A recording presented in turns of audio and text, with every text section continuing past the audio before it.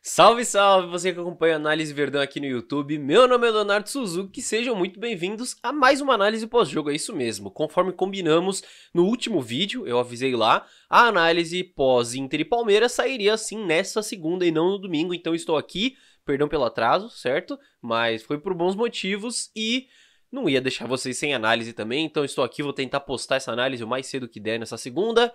E é isso aí, meus amigos, vamos analisar porque é um jogo que por mais que tenha sido 0 a 0, empate sem gols e tudo mais, não tenha sido aquela atuação, aquele negócio, é um jogo que dá pra tirar pontos positivos e pontos negativos, e eu acho que é aí que mora a dúvida. O que você acha que tem mais? Tem mais ponto positivo ou mais ponto negativo? Eu vou falar sobre esses dois lados, porque é importante a gente analisar essas duas partes, e já vai começando deixando seu likezinho aí, né, não custa nada, é só um clique, me ajuda muito. Segunda-feira, nova semana, mais uma oportunidade aí pro Palmeiras recuperar os ânimos, então vale o seu likezinho. E eu vou querer saber também o que você achou do jogo nos comentários, mas antes, vem comigo, deixa eu fazer minha análise aqui, porque é essa a resposta que eu quero de vocês aí nos comentários. Copo meio cheio ou meio vazio, né? Aquela história que copo pela metade, você vê com mais otimismo ou com mais pessimismo? Eu acho que essa é a grande pergunta, porque a gente tem argumentos pros dois lados, e eu vou falar desses dois. E vamos começar pelo copo meio cheio, né? Pra começar num ânimo maior, pra gente não começar falando de coisa ruim nessa segunda-feira. Mas vamos lá. Copo meio cheio, o que dá pra tirar de bom, de positivo desse empate contra o Inter?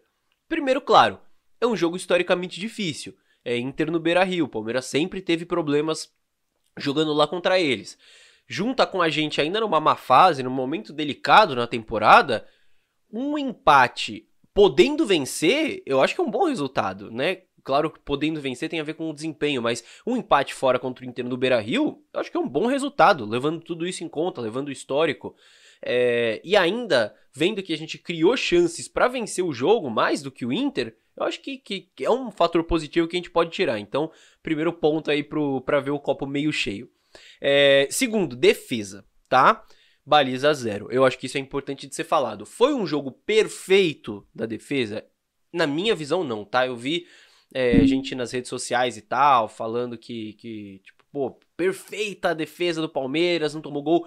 Perfeita, eu acho que é muito forte. Eu acho que principalmente no primeiro tempo, me incomodou algumas questões de agressividade na marcação. Muitas vezes eu vi o Palmeiras muito passivo, deixando o Inter rodar a bola de um lado pro outro e tudo mais, circular.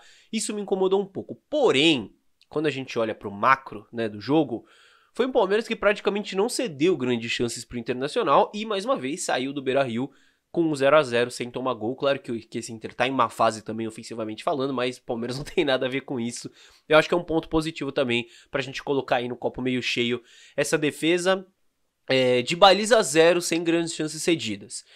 Outro ponto que talvez tenha muito a ver com isso, mas eu queria colocar o Murilo e o Marcos Rocha aqui nessa história do copo meio cheio. O Murilo, principalmente porque ele é um cara que passa uma segurança, na minha visão, maior do que o Luan. Acho que desde que ele voltou de lesão, ele não tinha feito uma partida boa como essa que ele fez contra o Inter, e acho que essa solidez defensiva passa muito pelo Murilo também. Pra mim tem que ser titular, então acho que entra nisso aí. E o Marcos Rocha, não é nem pela atuação dele em si, tá? Mas é uma pulga que ficou atrás da minha orelha, porque eu acho que essa questão de solidez defensiva passou muito pelo Rocha. Porque o Rocha, ele é um lateral que não se manda tanto, né, por característica. É um lateral muito mais construtor, de equilíbrio e de sempre estar ali junto dos zagueiros quando o Palmeiras vai tomar um contra-ataque, pra gerar esse equilíbrio. E não me entendam mal, eu não tô pedindo o Marcos Rocha de titular não, tá? Eu acho que o Mike é titular merecidamente do Palmeiras. Só que é o famoso cobertor curto, né? O Mike, ele te oferece mais ofensivamente em termos de chegada, em termos de ir à linha de fundo, de fazer de cruzar, até de fazer gol, já fez gol aí pelo Palmeiras. De combinar com o Arthur por ali pela direita. E o Marcos Rocha, ele é um cara que te oferece uma segurança maior. Então eu acho que passou por isso também. E eu acho que é uma... Não sei se é uma pulga atrás do orelha do Abel. Eu acho que o Mike é titular absoluto. Mas eu acho que é uma questão interessante pra gente observar para as próximas partidas. Como que a atuação de cada um, né? O Mike ser titular ou o Marcos Rocha ser titular influencia em toda essa questão defensiva, de estruturação, de equilíbrio do time mesmo. Acho que é uma questão interessante, certo?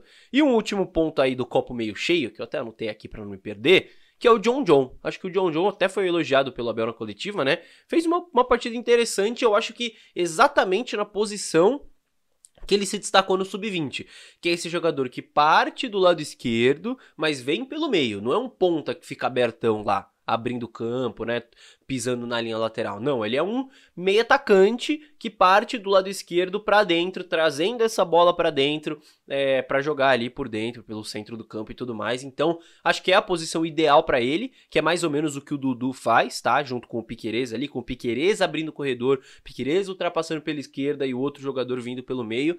Eu acho que é a posição ideal e eu acho que foi uma boa atuação. Então, tá aí no copo meio cheio também, certo?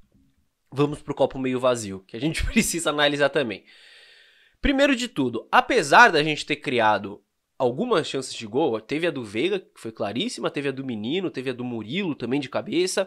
Apesar de tudo isso, em alguns momentos a construção do Palmeiras me incomodou, tá? Eu vi alguns problemas, principalmente de lentidão, para trocar de passe, para trocar de corredor. Claro que isso tem a ver com o momento, com o desânimo depois de uma eliminação, com tudo isso, tá? Não adianta tirar do contexto. Mas teve esse problema. Os volantes, muitas vezes eu senti eles muito distantes, tá? Entre si e do time. Não gostei disso, principalmente o Gabriel Menino. Isso é um problema que eu já comentei aqui no canal de antes. Então não é uma coisa que eu quero voltar a comentar nos próximos jogos, então espero que seja corrigido. E, principalmente no primeiro tempo, o Palmeiras teve problema para empurrar a linha de defesa do Inter para trás. E esse é um ponto muito interessante, tá? Desculpa, meu nariz aí tá entupido. Mas tem a ver com o Flaco. Por quê, meus amigos? O titular do Palmeiras, de centroavante, é o Rony, certo? O que o Rony faz? O Rony distancia as linhas do adversário. Por que é importante ele distanciar as linhas do adversário? Ele ficar ali em cima dos zagueiros, empurrando os zagueiros para trás, correndo em direção à profundidade, né, as costas da defesa, para espaçar as linhas do adversário. Porque isso gera espaço para Veiga, para Dudu, para Zé Rafael, Menino, quem quer que seja, Arthur. Isso gera espaço entre as linhas do adversário. Qual que é a característica do Flaco Lopes? A característica do Flaco Lopes não é correr em direção às costas da defesa, é voltar para poder ajudar a construir, para poder dar uma linha de passe e a defesa do adversário ficar plantada lá, sem precisar se preocupar com ele. Isso não é um ponto negativo, é uma característica dele que o Palmeiras tem que saber aproveitar. Porém, quando que o Flaco se destacou mais? Jogando em dupla, porque a partir do momento que o Flaco joga em dupla, ele pode ter essa liberdade para voltar e ainda assim vai ter um jogador empurrando a defesa para trás e abrindo espaço para o próprio Flaco poder jogar ali nas costas dos volantes e tudo mais. Então, como o Palmeiras jogou com o Flaco como centroavante único desde o início do jogo, por muito tempo ali na partida, não teve mais ninguém para empurrar a linha de defesa do Inter para trás. Então, o Inter ficava compacto, não gerava espaço para o Palmeiras, e aí o Palmeiras tinha esses problemas para construir, certo? Mas depois, até tem momentos que quando o Flaco volta, o Veiga já vai, ou o John John já vai para tentar empurrar essa linha de defesa. Aí eu não sei se foi uma orientação do Abel, ou se foi uma coisa que eles mesmo perceberam ali, mas eu acho que é mais uma... É muito por isso que o Flaco não conseguiu gerar grandes chances de gol, não conseguiu se aproveitar tanto da construção do Palmeiras, por isso também que o Palmeiras não construiu tão bem, e eu acho que fica claro que a ideia de ter o Flaco no time, eu acho boa, mas tem que ser com mais alguém, mais um centroavante, tem que ser uma dupla de ataque, e não o Flaco sozinho, senão a matemática não bate, pelo menos na minha visão, certo? É isso. Tanto que, depois que o Endrick volta... entra no lugar do Flaco, o Palmeiras passa a incomodar um pouco mais em termos de construção, porque ele empurra mais a linha de defesa para trás. Segundo ponto do copo meio vazio, transições ofensivas. Eu me incomodei muito com isso, não sei se você também, não sei se você percebeu a quantidade de contra-ataque que o Palmeiras desperdiçou. E não é tipo, contra-atacou, gerou a finalização e perdeu o gol. Não, não conseguiu gerar o contra-ataque, seja por um erro de passe, um erro de tomada de decisão, enfim, o que quer que seja. Mas o Palmeiras desperdiçou muito contra-ataque, muita chance de contra-atacar, isso que já foi um ponto muito forte desse Palmeiras do Abel. A gente precisa voltar a ser forte nisso, não dá para desperdiçar tanta oportunidade de contra-ataque que o Inter cedia pra gente, certo? Mais um ponto do copo meio vazio, Veiga, né? O que acontece com o Veiga, pelo amor de Deus? Não é só o gol perdido, Eu elogiei muito o Veiga no início desse ano, pelo protagonismo dele, por ele estar presente em todas as fases do jogo, sendo protagonista, sendo importante. E o que a gente tem visto nos últimos jogos é muita gente falando, pô, o Veiga tá jogando?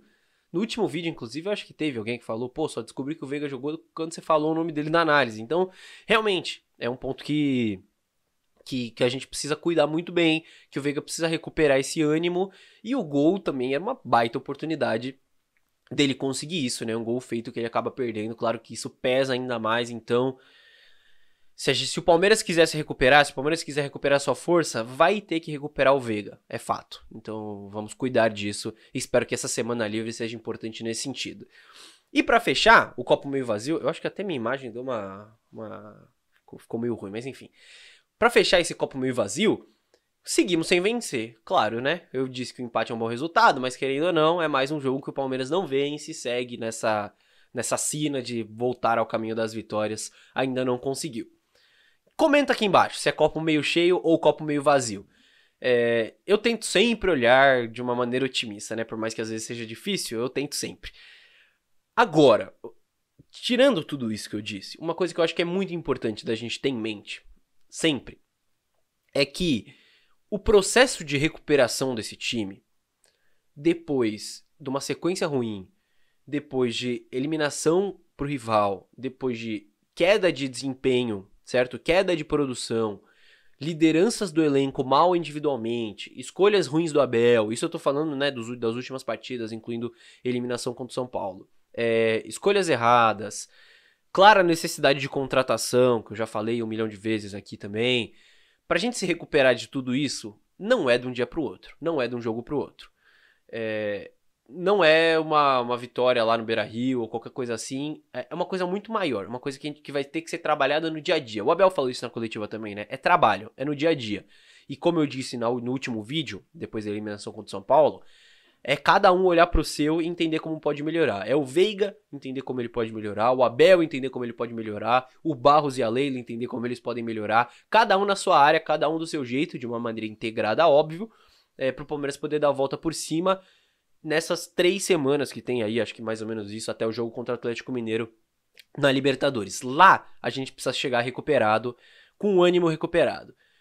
E voltando pro que eu disse no início do vídeo, por mais que não tenha sido um grande desempenho, um desempenho de encher os olhos, ou um grande resultado, um negócio assim, não foi.